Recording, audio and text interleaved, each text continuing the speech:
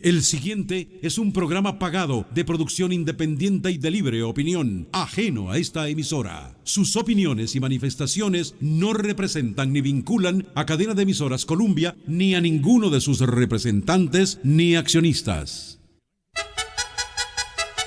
El Agropecuario, galardonado por el Colegio de Ingenieros Agrónomos como el mejor en su campo. Respuestas a sus consultas, promoción de las actividades comunales, precios actualizados para exportación y consumo local. Ganaderos, personalidades y expertos analizan temas relacionados con el sector agropecuario. El Agropecuario. Producción y dirección del ingeniero Miguel Ángel Grillo, pionero del Colegio de Ingenieros Agrónomos de Costa Rica, director general y fundador de la Escuela Centroamericana de Ganadería y Premio La Simiente 2009. El Agropecuario, de lunes a sábado de 4 a 5 de la mañana, aquí en Columbia. Toro, ¿quién te montará? Columbia. Columbia en 760 AM 98.7 FM, la primer cadena radial costarricense. Muy buenos días, distinguidos radioyentes. Bienvenidos sean ustedes una vez más a su programa El Agropecuario. De nuestra parte, dándole gracias a Dios Todopoderoso, nuestro Señor, que nos permite estar aquí un día más. Nos acompaña hoy el ingeniero Oscar Fonseca, a quien le vamos a brindar los muy buenos días y pedirle que por favor nos presente a nuestro ilustre visitante. Muy buenos días, queridos oyentes, buenos días, don Miguel, muy buenos días a nuestro visitante. Hoy de verdad está engalanado este programa con la presencia del ingeniero agrónomo José Joaquín Salazar, el viceministro de Agricultura y Ganadería, a quien le agradecemos siempre que de una forma muy solícita está dispuesto a atender las invitaciones.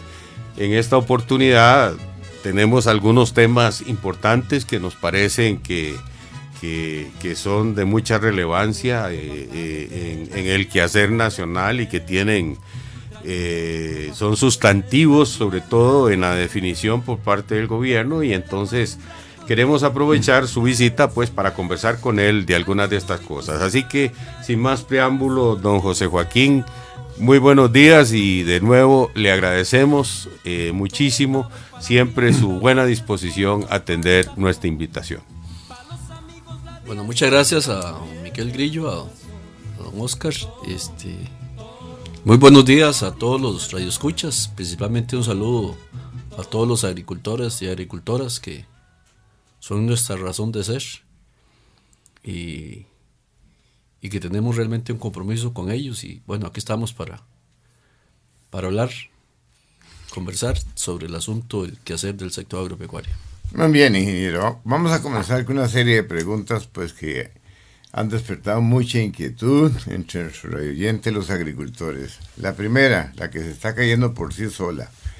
¿Va a haber una declaratoria de emergencia por la falta de lluvia en Guanacaste? Me llamó un señor de Cartagena que dice que hace mes y medio no llueve. Después me llamó otro de San Pedro de Bagaces. Dice, bueno, eso está mejor, yo tengo 2 meses y medio que no llueve. Esto es un polvazal. Aquí hay que declarar emergencia nacional. Le digo, bueno, me imagino yo que el gobierno debe estar estudiando eso. Y esa sería la primera pregunta que le hago yo al señor ingeniero viceministro de Agricultura. Bueno, esto de la situación del cambio climático y la situación que ocurre un año sí y otro sí, cuando no es exceso de agua, porque aquí hoy estamos viviendo dos cosas. Tanto es el daño que causa una escasez como también un excedente. Y hoy tenemos una situación muy complicada, muy difícil en la zona atlántica, donde el exceso de agua está causando trastornos no solamente en la agricultura, sino en la infraestructura vial, carreteras, puentes en la zona atlántica y parte de la zona norte, los cantones de Upala, Guatuso, los Chiles, incluyendo San Carlos, que Y por otro lado tenemos un problema bastante serio en el caso de la zona de Guanacaste y también el Pacífico Central y un poco la zona sur. Bueno, esto de la declaratoria de emergencia, yo quiero decir lo siguiente. Es que hay que entender muy claramente qué es una emergencia y cuándo es que se hace un decreto de emergencia. ¿Y para qué se hace? ¿Y para qué se hace? Pero aquí apenas pasa algo, todo el mundo recurre, aquí hay que hacer una declaratoria de emergencia. Y no sé si ustedes recuerdan que en el año 2002 se hizo una declaratoria de emergencia para dar feriado en las escuelas y colegios lunes, martes y miércoles santo. ¿Y qué es eso? Y las emergencias no son así como la solución. Es más importante la prevención. Y antes de la declaratoria de emergencia, por eso se declara, ¿cómo se llama? Declaratoria, alerta amarilla, alerta verde, porque según la ley y según la Constitución Política, en su artículo 180 de la Constitución Política, establece cuándo y por qué y en qué condiciones se debe establecer un decreto de emergencia. Pero yo digo esto, cuando hablamos ya con el presidente ejecutivo de la Comisión de Emergencias, presidente ejecutivo es como se dice, perdón, Director ejecutivo. Director ejecutivo, Sí. el doctor Iván Brenes, y nos reunimos con él y nos expone claramente lo que dice la ley, cuándo y por qué y cómo es que se hace un decreto de emergencia. Lo que pasa es que yo creo que en este país hemos tenido un abuso de decreto de emergencia por cualquier cosa y eso nos ha llevado a problemas. Y lo que buscan algunos es una declaratoria de emergencia porque en arca vacía todo el mundo mete las manos. Entonces tenemos ejemplos, por ejemplo, el huracán Thomas, 25.000 millones de colones, eso fue en el 2010, 25.000 millones, y hoy le quedan como 6 meses y apenas se han ejecutado como 7.000, 8.000 millones de colones. Y vemos el caso de lo que pasó allá por el volcán Poás, con el terremoto en Cinchona. Declaratoria de emergencia, ahí lo que fallan es que la gente cree que la comisión de emergencia es la que ejecuta, no es la que ejecuta. Hay operadores de esos de que no hacen las cosas como deben hacer. Y hay casas ahí que fueron compradas con recursos de la comisión de emergencias y hoy no se las pueden trasladar a las personas.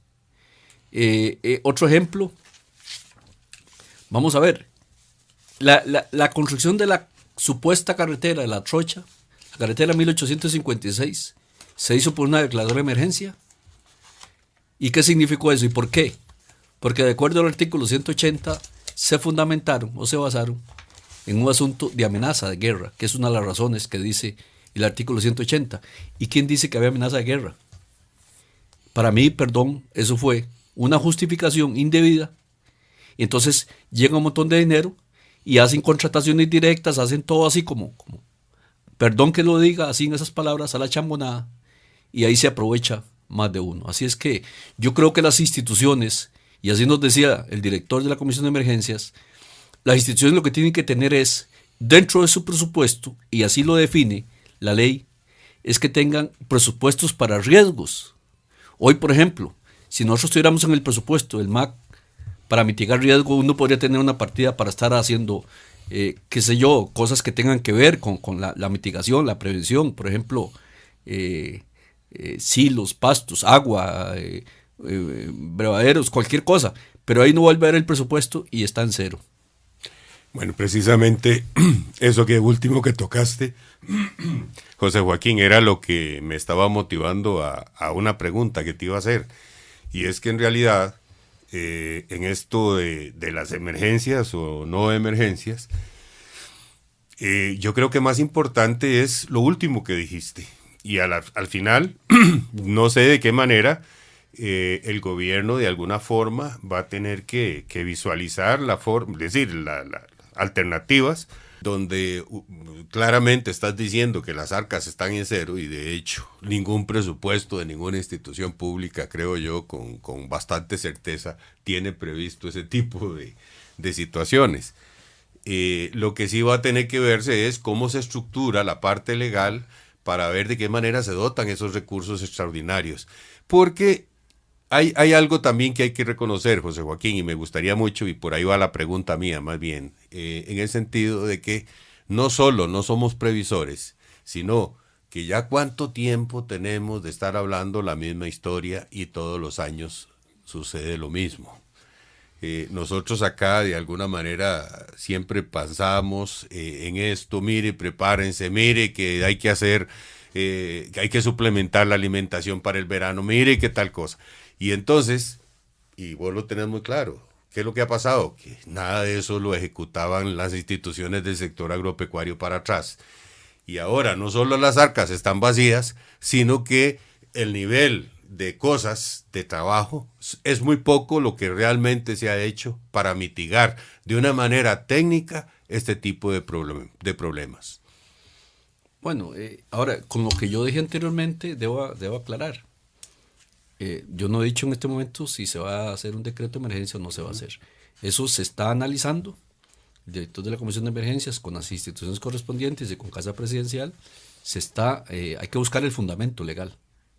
Lo que sí quiero decir es que no es una cosa así de un invento, de decir ya hay decreto de emergencia y ya se arreglaron todos los problemas. Que no es así. La gente cree que porque ya se dice decreto de emergencia, ya todo se arregló, ya el ganado en Guanacaste ya no va a tener problema, ya está el agua, ya están las pasturas, ya está todo. Eso lleva mucho más cosas. Y las unidades ejecutoras. ¿Sí? ¿Para qué poner un ejemplo? Vamos a ver. Sin emergencia o con emergencia. ¿Por qué no hablemos de cosas reales? Los 80 millones de dólares de Ciudad Puerto Limón. Una provincia en una condición que vive casi en una eterna emergencia. No hay empleo. Cantones de mucha pobreza. 80 millones de dólares de un préstamo con una unidad ejecutora que en un momento dado pusieron un director porque lo habían nombrado de embajador en otro país y hasta dentro de 6 meses se iba. Entonces para que se ganara un salario, mientras tanto lo nombraron director ejecutivo. Y bueno, ahí tenemos el resultado. ¿Cuál es la ejecución de los 80 millones de dólares de Ciudad Puerto Limón?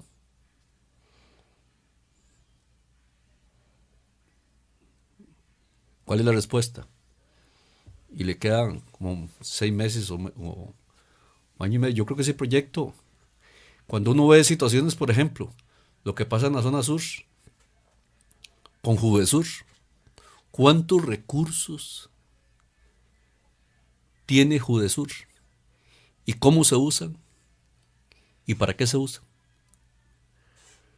Y yo creo que aquí el asunto, volviendo al tema de la Comisión de Emergencias, de la situación climática que estamos pasando hoy, pues su análisis llevará, pero por ejemplo, si nosotros en el MAC tuviéramos un presupuesto que tuviera para emergencias, para mitigar riesgos, de allá estaríamos aplicándolo, sin necesidad de que haya un decreto.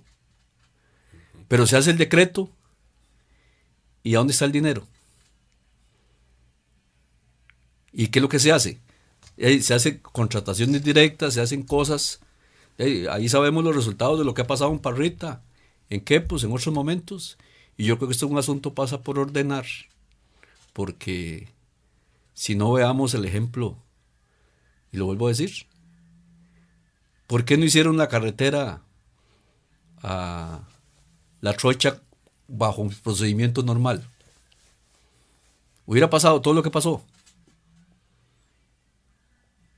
Pero un decreto de emergencia, aduciendo lo que dice en el artículo 180, guerra. ¿Y cuál guerra? ¿Y cuál amenaza de guerra? pero era para...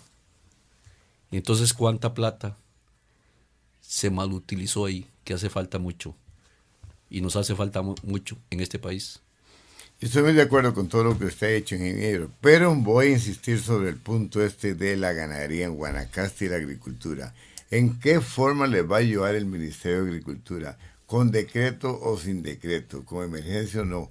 Hay que hacer algo, porque a mí me llaman continuamente la gente. Mire, el ganado se está muriendo. ¿Qué hacemos? Necesitamos créditos blandos. Alguien que venga aquí a perforar pozos. Hagamos piletas para retener el agua.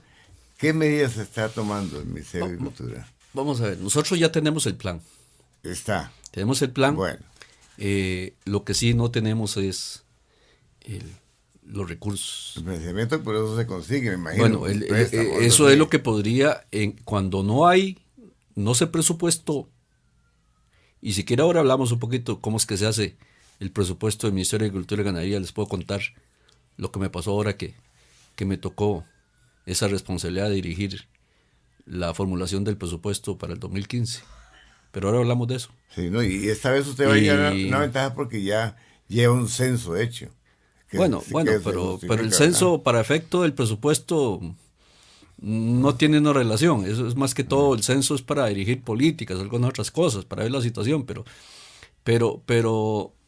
nosotros tenemos un plan desde que empezamos en el 8 de mayo, ya conocíamos de este asunto, ya nosotros tenemos el plan casi elaborado, pero no tenemos los recursos, porque no estaban presupuestados. Bueno, la declaratoria de emergencia podría dar la posibilidad de obtener esos recursos. ¿De a dónde?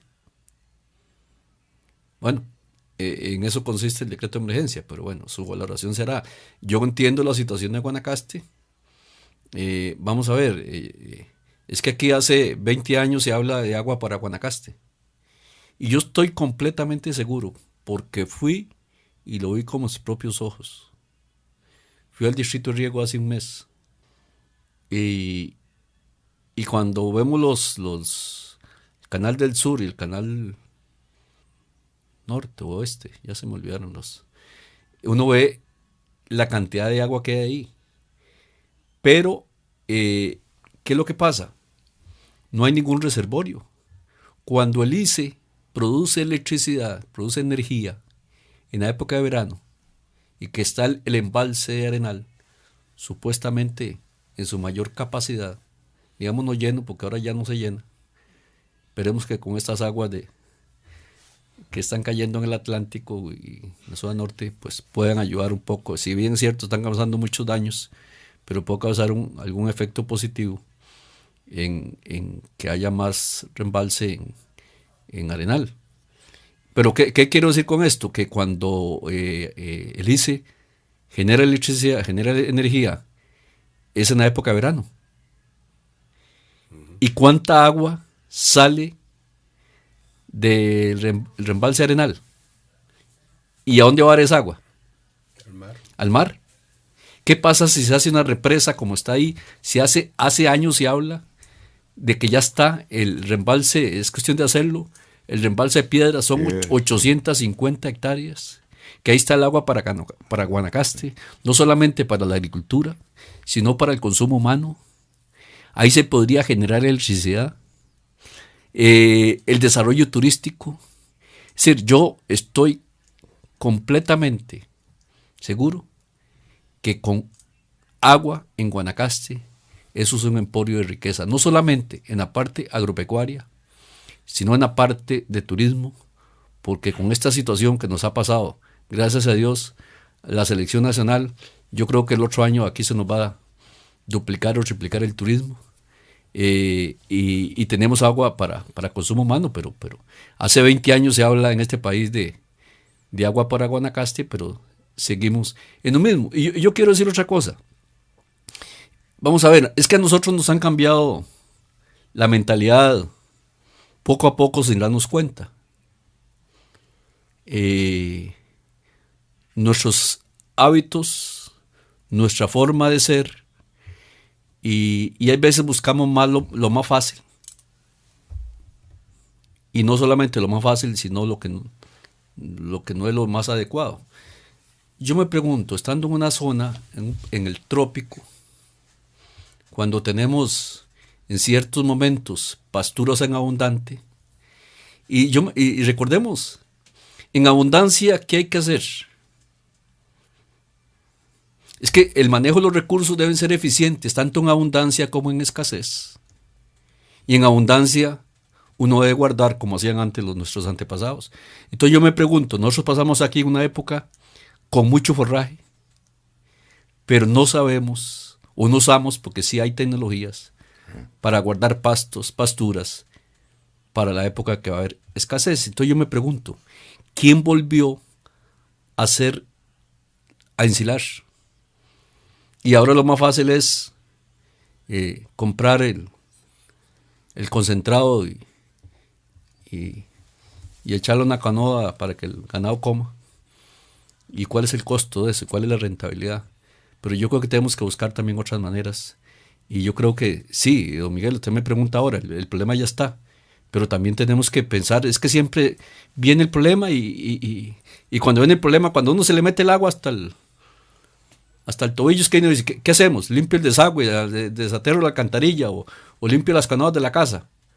Cuando uno está en verano y llega el invierno y no limpió las canoas de la casa cuando se da cuenta que se le metió el agua o la alcantarilla. Es decir, nosotros tenemos que tener una cultura de prevención. Mire, ingeniero, estoy muy de acuerdo con usted. Hace muchos años, cuando yo trabajé con el Ministerio de Agricultura, nos mandaban a nosotros a hacer silos de trincheras, silos de diferente forma, y es una práctica muy usada. Casualmente, yo creo que a este gobierno se puede poner una flor en la solapa, haciéndote que volvamos a todo esto, previniendo las cosas de antemano y ayudándole al ganadero. Pero, don Miguel, quiero que le diga una cosa. Ajá. El ministerio se llama Ministerio de Agricultura y Ganadería. Ajá. ¿Y qué es lo que hay de ganadería en el ministerio? El departamento de ganadería prácticamente ha desaparecido. Nosotros lo estamos reconstruyendo. Y por eso la compañera viceministra Gina Paniagua, ella es la responsable, la encargada del tema de ganadería. Entonces, casi que hay que empezar. Y estamos tratando, o no tratando, estamos trabajando para reconstruir o para hacer un departamento de ganadería. Pero mientras usted no tenga el departamento de ganadería, ¿qué puede hacer? Nada, seguiremos a la espera. Bien, vamos a tomar una breve pausa y ya regresamos. Juntos cosechamos futuro. Agradecemos su colaboración con el Censo Agropecuario 2014. Si usted no fue censado, comuníquese a los teléfonos 2253-1875 o 2527.000. Instituto Nacional de Estadística y Censos. Mi merienda con Doña María. Para después de ejercitarte, te podés preparar un wrap de pollo con lechuga y tomate y una pera. Además, un refrescante fresco de mango con limón con 2 cucharaditas de azúcar. Dale vida al resto de tu día con solo 450 calorías. Yo crecí con azúcar. Everest es un activador metabólico altamente tecnificado que incrementa la actividad fisiológica de las plantas y promueve el potencial genético productivo de los cultivos. Everest es ideal para ser utilizado en todas las etapas del ciclo de cultivo, desde la germinación hasta la etapa de producción. Everest también ayuda a superar diferentes situaciones de estrés que sufren las plantas. Everest. Recuerde, utilice Everest durante todas las etapas del ciclo de cultivo y obtenga una alta producción y una excelente calidad de cosecha. Everest, alcanzando la cima del potencial genético. Everest es un activador metabólico de calidad Grupo Seraxa. Everest, obténgalo ya en los principales agroservicios del país. Señor ganadero, ¿está preocupado porque ya vienen las lluvias y con ellas la aparición de todas esas malezas anuales que atacan sus potreros? Pues despreocúpese. Ya está en el mercado el herbicida Telbar, especialmente diseñado para el control seguro de malezas a un costo muy bajo y sin comparación. Recuerde aplicar antes de que la maleza entre en la etapa de floración. Telbar, herbicida para potreros y áreas verdes. Amigo agricultor, usted que conoce las necesidades nutricionales de las plantas, ya lo sabe. Folivex Polisacáridos es la mejor fuente de energía para sus cultivos. Folivex Polisacáridos es un complejo de reservas energéticas activadoras del metabolismo vegetal que están disponibles de forma inmediata para la planta. Folivex Polisacáridos incrementa el rendimiento y la calidad de sus cosechas. Folivex Polisacáridos es un producto con el respaldo y la calidad de Seraxa. No acepta imitaciones. Folivex Polisacáridos solo es uno, y como Folivex Polisacáridos, ninguno. Atención productores, Ecoindustrias Tecnológicas S.A. tiene un producto agroforestal con resultados económicos muchísimo más rápido que cualquier otra plantación forestal. Siembre solamente una vez y a partir del 5º año inicie sus ventas permanentes y sostenidas. Siembre bambú guadua y nosotros se lo compramos. Financiamiento disponible. Teléfono 22 35 47 35. Sea parte del grupo de agricultores exitosos que ya iniciaron la siembra de bambú. Señor agricultor de palma aceitera, el uso de semillas sin certificar o de plantas de vivero de origen desconocido pone en peligro sus ingresos futuros. Este es un consejo de ASD Costa Rica. Amigos ganaderos, conozcan las últimas tendencias nacionales e internacionales sobre la ganadería sostenible y rentable, asistiendo a los congresos regionales ganaderos que Corfoga estará desarrollando el 4 y 5 de septiembre en el Hotel La Pacífica en Cañas y el 9 y 10 de septiembre en el Hotel Suerre de Guapiles. Para mayor información llámenos al 2225-1011. Corfoga, innovación y competitividad. En su programa El Agropecuario le brindamos la hora. 4 de la mañana con 27 minutos. Bien, ingeniero, vamos a hablar de otro asunto muy importante. Recibo aquí una nota de El Salvador que me parece algo muy interesante que se podría implementar aquí. Usted de las personas que más saben de frijoles, inclusive usted estuvo de presidente de una junta directiva o asociación que había de frijoleros. Dice la siguiente nota que recibí. En El Salvador el gobierno contempla crear con la cosecha 2014-2015 una reserva estratégica de frijoles para tratar de incidir en el mercado durante la temporada de precios altos. Y dice el ministro, casualmente de El Salvador, el ministerio no necesita ley para incluir una reserva estratégica de frijol. Lo que vamos a hacer es que vamos a incluir en el presupuesto del 2015 esa reserva y justamente para cuando esté saliendo la cosecha. Ve usted qué interesante, que todo Centroamérica de pronto se quedó sin frijoles, todo se está importando, Honduras está importando, Etiopía, Salvador anda viendo a ver a dónde traer, Nicaragua también.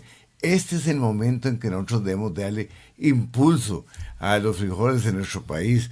Hay escasez de frijoles, el otro día salió una nota de que ya se estaba cobrando 500, 600 colones más por el kilo de frijoles. Ya merita, ingeniero, sembrar mayor cantidad de frijoles. Hagámonos independientes en este asunto de frijoles y no estemos dependiendo ahí de otros que vengan de países extranjeros trayendo frijoles cuando aquí nosotros mismos los podemos sembrar. ¿Qué le parece? Don Miguel, Aquí tenemos que separar y tenemos que ubicarnos en lo que pasó en el año 1994. Las cosas se pueden hacer, pero no de la manera que se hacían antes. A ver, ¿qué pasó en el 94? Cuando Costa Rica se adhiere a la OMC. Entonces los precios se liberan, hay apertura comercial.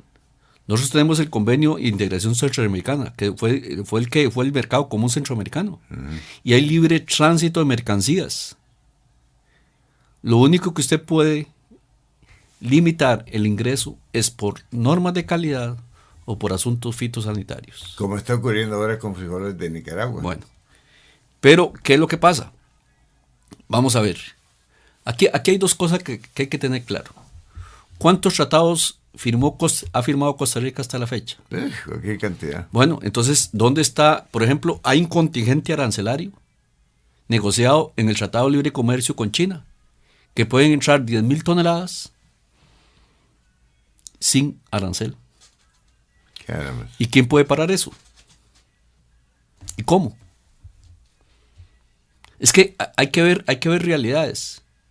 Ahora, el asunto del frijol, que hoy, y eso no es una historia, eso no es un asunto de ahora, es que hay veces a la gente se le olvida que hace más de 10 años este país apenas produce 14,000 toneladas por año. Y que el consumo son 48,000 toneladas. Y cuando usted estaba a cargo de la parte de frijoles como director, ¿cuánto se producía? Bueno, es que hasta antes del 94, Costa Rica producía 35,000 toneladas que eran suficientes para el consumo. Pero recordemos que la producción de frijoles es estacional. Aquí el 90% se produce solo en época seca, porque ya no es verano. ¿Cuándo es? Febrero, marzo, abril.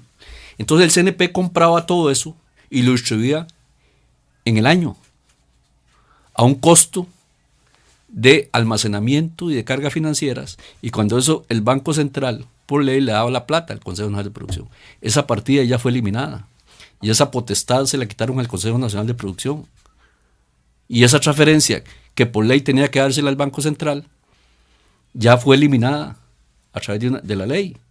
Entonces hoy,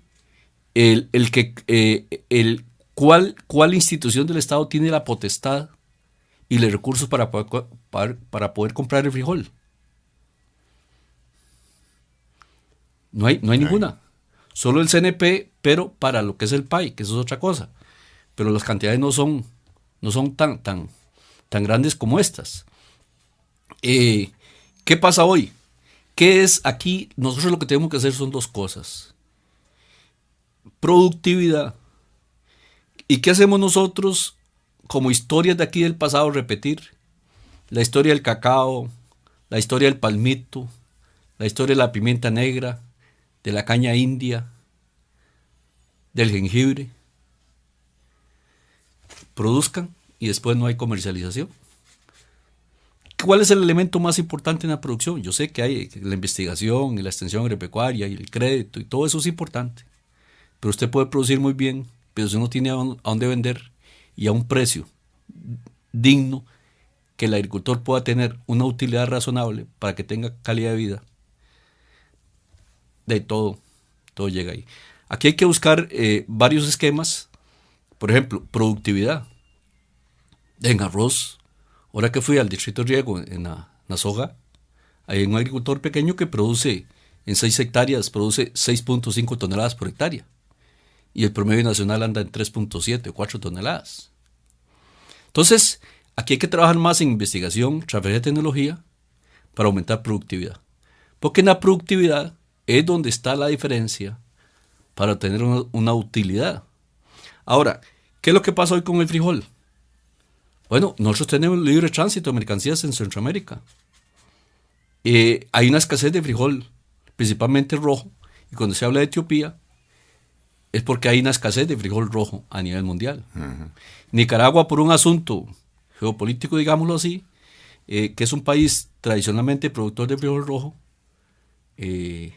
sembró un 30% de frijol negro para venderle a Venezuela. Bueno, ahí se disminuyó el área de frijol rojo y entonces la oferta es menor. Pero aquí se nos olvida que en este momento, precisamente en este momento, en Concesión de Pilas, en Veracruz, en el Águila, se espera que ya está iniciando la cosecha de frijol, que pueden haber unas 2,000 toneladas de frijol y el 80% rojo, pero nadie habla de eso. ¿Y a dónde están los que compran frijol pensando en esa cosecha? Hablan que vamos a traer frijol de aquí, está bien, porque el abastecimiento las necesidades del país son 48,000 toneladas. Pero usted, por más esfuerzos que haga, la producción de frijol siempre va a ser en febrero, marzo y abril. Usted puede producir 30,000 toneladas en febrero, marzo y abril. ¿Y quién comercializa, quién compra esa cantidad?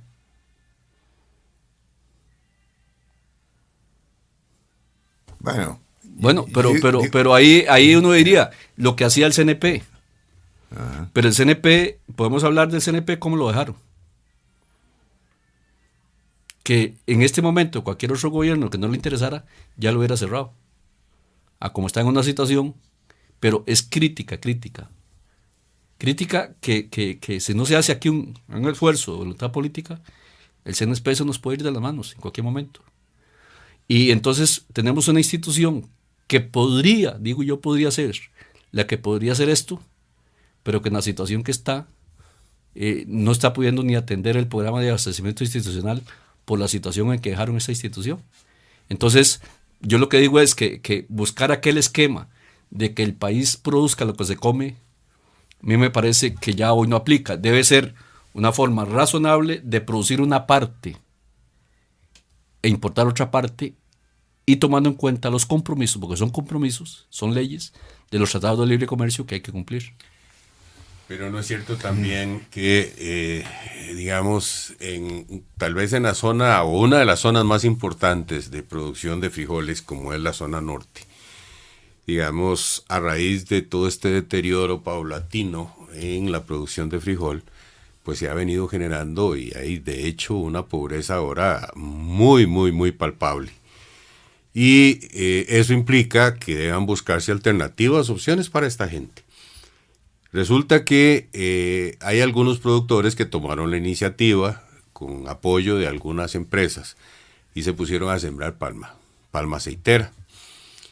Hemos estado analizando en estos últimos días cómo puede constituirse en una actividad muy importante para parceleros, realmente hay que sacarse de la cabeza el cassette que tenía la gente de que eso era un cultivo de plantación, que es un cultivo que con 6, 8 hectáreas un agricultor vive dignamente, tiene un mercado asegurado en este momento, en fin. Pero sobre todo, pensando en esto, ese esfuerzo parece que hicieron los agricultores, llegaron o están en este momento como en 5.000 hectáreas.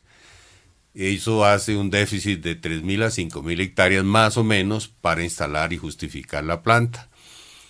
La empresa dueña y que se comprometió incluso a instalar la planta dice: yo puedo sembrar lo que hace falta y con eso se generaría empleo, y parece que tenemos problemas serios con el Ministerio del Ambiente para que se autoricen esa extensión, pero sí se otorgan para producir piña con el deterioro que sabemos que eso genera en los suelos. O sea, es como una contradicción que realmente, y no los estoy responsabilizando a ustedes porque esto viene de hace rato, pero sí nos lleva a plantearnos que hay una situación, hay un problema, hay una posibilidad de solución que está a la mano y que lo que se requiere pues es un poquito como me parece que uno de los problemas que se han tenido en el pasado también es que hay una falta de colaboración, de coordinación, de entendimiento entre la parte ambiental y la parte productiva. No sé cómo ustedes están enfrentando esto y tal vez sería interesante que nos dieran algunos comentarios al respecto. Bueno, sobre esta situación de la zona norte en la producción de palma, nomás empezando nuestras funciones, tuvimos una reunión con una gente de Santa Rosa de Pocosol. Y yo precisamente ahora el sábado estuve en Copiagropal. De eso quiero hablarte también. Porque el problema de la flecha seca. Ajá. Y también como vimos reconversión productiva, se financió la siembra de palma aceitera en la zona atlántica y no tiene una planta. Y cómo trasladan desde la zona atlántica hasta Parrita, creo que es verdad. A Parrita o a Quepos, o se tiene que llevar a Copiagropal. ¿Cuánto es el transporte? Correcto. Y si hablamos de la huella de carbono, entonces yo creo que es que las cosas se hacen al revés, ¿verdad? Usted primero compra las vacas y después no tiene finca y no sabe dónde la va a ordeñar. Entonces, bueno, pero esto es una realidad y tenemos que enfrentarla y tenemos que hablar con esta gente de San Carlos y también, pero yo siempre he dicho, hay que tener mucho cuidadito también con este tipo de siembras. Está bien, la gente tiene la libertad y tiene la posibilidad de sembrar, pero también, ahora que usted decía, don Miguel, la siembra de frijol, ¿dónde está la frontera agrícola de este país? ¿Dónde están las áreas para producir? Usted necesitaría 40.000, 50.000 hectáreas. Usted va a la zona norte y de lo que se sembraba de frijol en aquellos tiempos, que se llegaron a sembrar 28.000 hectáreas, yo le aseguro a usted que más del 50% estaban sembrados de naranja. Entonces, producir palma aceitera. Sí, pero los alimentos. Entonces todavía hay gente pensando en biocombustibles. Se dice que el aceite, la palma aceitera es el mejor biocombustible. Está bien, pero nunca va a competir con precios para consumo humano. Pero entonces yo siempre digo, ¿producimos alimentos para los seres humanos o producimos alimentos para la panza del carro? Entonces hay que buscar un balance en esta situación y tampoco hay que descuidar la parte seguridad alimentaria, porque vea lo que ahí pasa. ¿Dónde está el frijol?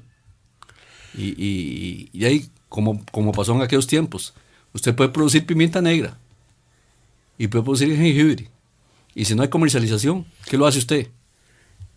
Mientras que la alimentación usted puede hacer otras cosas. Ahora que estabas hablando del tema de Copiagropal, precisamente ese es otro problema que te lleva a un problema del Ministerio del Ambiente. El problema de la flecha seca es un problema exclusivamente, fácilmente solucionable si se permite drenar, si se permite recabar las aguas ahí en el sur.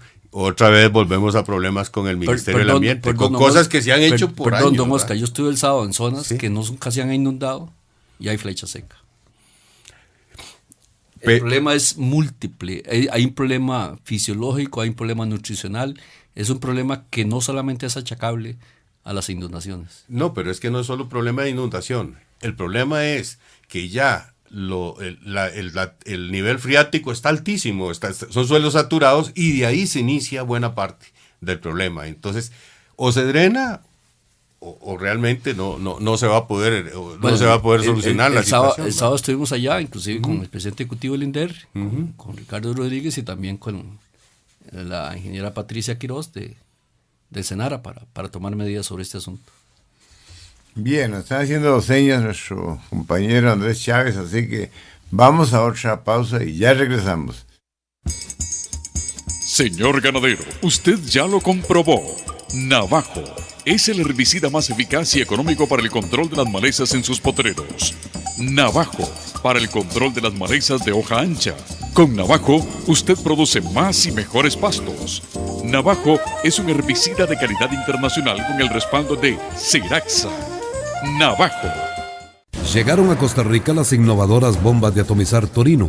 Las bombas Torino son 100% eléctricas y son ideales para la agricultura y la ganadería. Las bombas de atomizar eléctricas Torino se pueden usar durante 8 horas continuas. Son livianas, silenciosas y fáciles de usar. Para altas exigencias, Torino son su mejor elección. Torino, alta calidad al mejor precio. Distribuye Grupo Seraxa. Teléfono 22 79 69 94. Mi merienda con Doña María.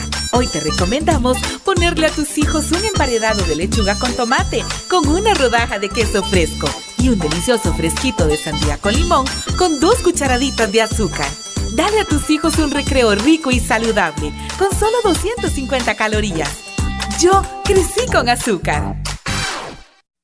Amigo agricultor, usted que conoce las necesidades nutricionales de las plantas, ya lo sabe. Folivex Polisacáridos es la mejor fuente de energía para sus cultivos. Folivex Polisacáridos es un complejo de reservas energéticas activadoras del metabolismo vegetal que están disponibles de forma inmediata para la planta. Folivex Polisacáridos incrementa el rendimiento y la calidad de sus cosechas. Folivex Polisacáridos es un producto con el respaldo y la calidad de Seraxa. No acepta imitaciones. Folivex Polisacáridos solo es uno, y como Folivex Polisacáridos, ninguno. Atención productores, Ecoindustrias Tecnológicas S.A. tiene un producto agroforestal con resultados económicos muchísimo más rápido que cualquier otra plantación forestal. Siembre solamente una vez y a partir del 5º año inicie sus ventas permanentes y sostenidas. Siembre bambú Guadua y nosotros se lo compramos. Financiamiento disponible. Teléfono 22 35 47 35. Sea parte del grupo de agricultores exitosos que ya iniciaron la siembra de bambú. Juntos cosechamos futuro. Agradecemos su colaboración con el Censo Agropecuario 2014. Si usted no fue censado, comuníquese a los teléfonos 2253-1875 o 2527.000. Instituto Nacional de Estadística y Censos. Colombia. Bien, continuamos aquí con la presencia del ingeniero José Joaquín Salazar, viceministro del Ministerio de Agricultura y Ganadería. Ingeniero, no nos podemos olvidar tantas cosas de qué hablar, pero no nos podemos olvidar del CNP. ¿Qué está pasando en el CNP? ¿Se va a salvar? ¿Se consiguió el dinero necesario? ¿Se están pagando planillas anteriores? ¿Costos, gastos? ¿Qué va a pasar con el CNP? Institución muy querida, dicho sea de paso, por todos los costarricenses. Mira, don Miguel, aquí yo sé que ya el tiempo nos alcanzó. Sí, desgraciadamente. Pero a mí me hubiera gustado un poquito hablar de la situación en que están las instituciones del sector agropecuario. Solamente le digo un caso, en el INDER, lo que era anteriormente IDA, lo que era el INCO. Desde el año 1970 no se han entregado títulos de propiedad. ¿Usted sabe cuántos no se han entregado? 13,000. Hijo. ¿Y a qué se debe eso?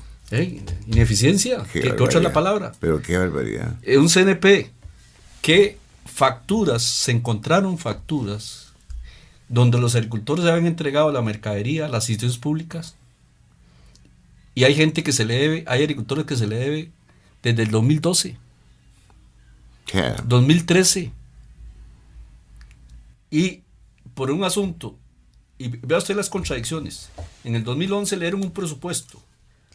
Le dieron 5.500 millones al CNP para que la gente se acogiera a la pensión. Es correcto. En lugar de darle para reestructurarlo. Por eso era la estrategia. La estrategia era desaparecerlo. Entonces le daban plata para desarticularlo, para que no operara. Y entonces al no tener dinero para hacer la gestión, entonces tomaron 3.300 millones de colones que los agricultores habían entregado la mercancía a las instituciones, los productos, y en el CNP los cogieron para pago de planilla y gasto de operación. Y esa plata ya se la comieron. Ahora sí. Entonces, ¿quién le paga eso a los agricultores? Se encontraron, y ahí está, más de 4.000 millones de colones que el CNP no ha hecho la gestión de cobro a las instituciones públicas. Como decía don Celso Gamboa, el ministro de Seguridad, yo tengo la plata, pero no me mandan las facturas. Y ahí se encontraron facturas en gavetas y en cajas, donde no las metían al sistema. Entonces todo estaba hecho para triturar y desaparecer una institución, porque ahí detrás de eso hay muchos negocios. El programa de abastecimiento institucional son 115,000 millones de colones por año. Ese es el mercado de los agricultores.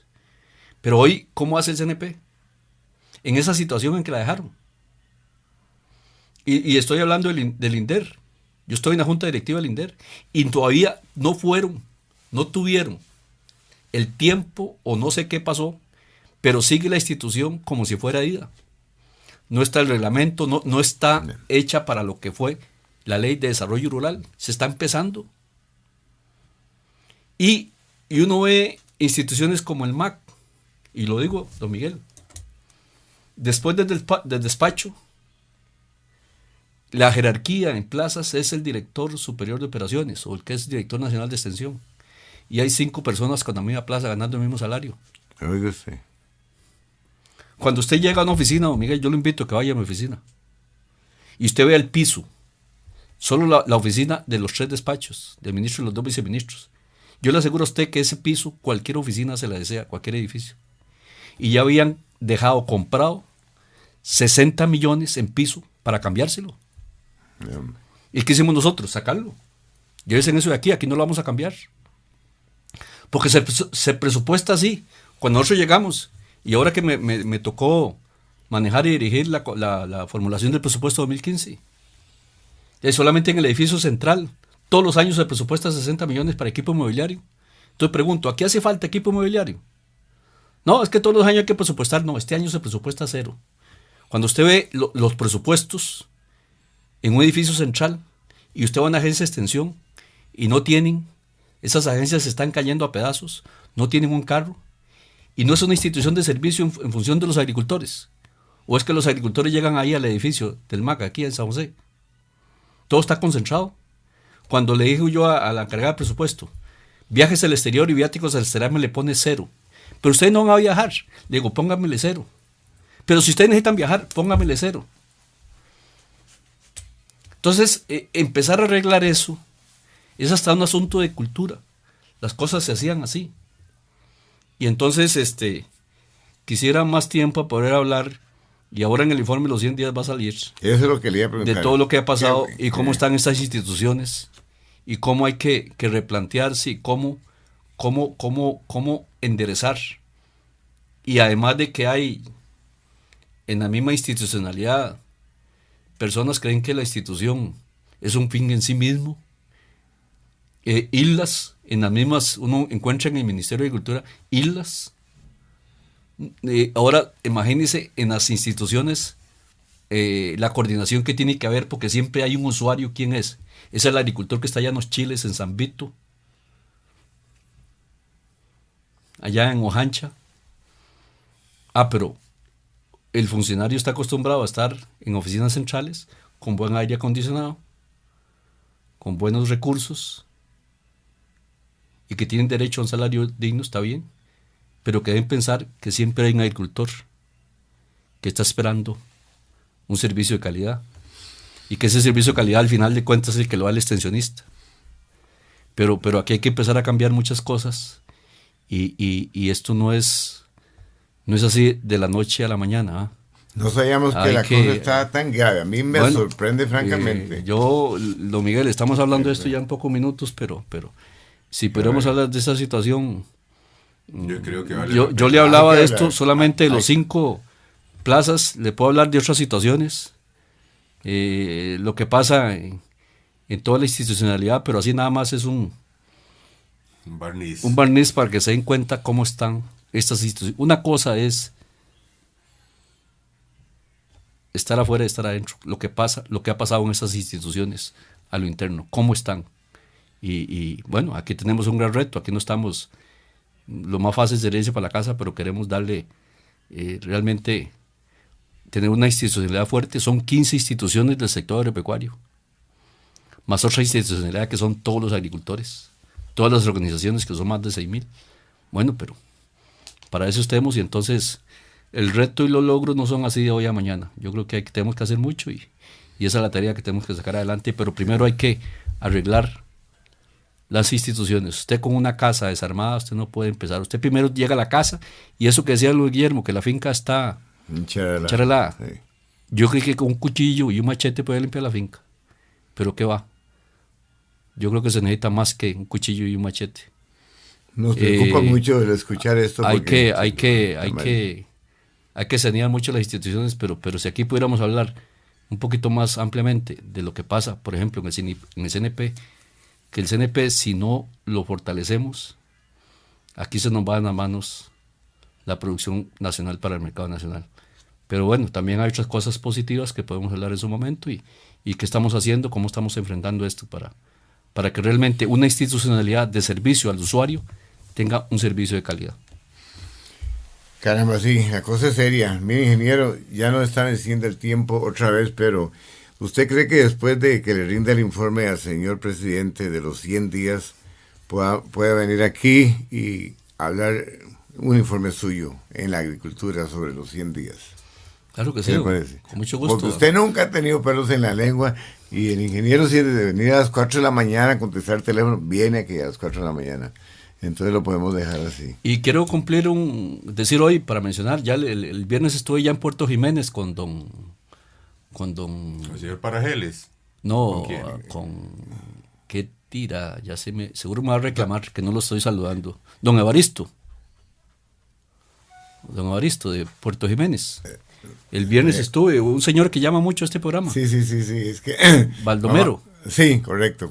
Un saludo allá a la gente bueno. de Puerto Jiménez, que yo sé que nos están escuchando, y el viernes estuve allá con el presidente ejecutivo del INDER también. Problemas de posesión de tierra. Oiga, eso está serios ahí. feo, y ahí estuvimos el viernes. Ojalá que Así sí, es que una buena solución. uno desea mucho más tiempo porque son 2 días de juntas directivas y hay que viajar a las regiones. Y digo que ahora desde el miércoles en la noche ya estaba en Pérez Celedón y estuve en Buenos Aires, y estuve en Puerto Jiménez, estuve en Puerto Cortés y estuve en Copagrupal. Así que trabajamos todas las horas que se pueda y hasta fines de semana. Necesitamos que usted nos dedique varios programas, porque hoy apenas hemos tenido tiempo de hacerle 3, 4 preguntas y se nos queda en el tintero como 40 preguntas. Ni siquiera completamos una introducción, o sea, apenas nos quedamos en el aire. Y ya nos están diciendo señas de que, bueno, se venció el tiempo. Ingeniero, usted dice, ¿cuándo puede volver por acá? Yo sé que está muy, muy ocupado, pero... Con mucho gusto, ahí bueno, madrugamos a las hasta sería bueno recibir llamadas telefónicas. Ahí nos ponemos de acuerdo como otras veces, ¿verdad? para poder venir aquí y estar dando cuentas, porque eso es lo más importante, hay que rendir cuentas. Bueno, vamos a estar esperando y a echarle duro, porque el asunto de la agricultura está en muy malas condiciones, nos dejaron esto. Bueno, muchísimas gracias entonces, don José Joaquín, y muy buenos días, queridos oyentes. Hasta aquí su programa, El Agropecuario. 32 años al servicio del agricultor costarricense. Gracias por acompañarnos.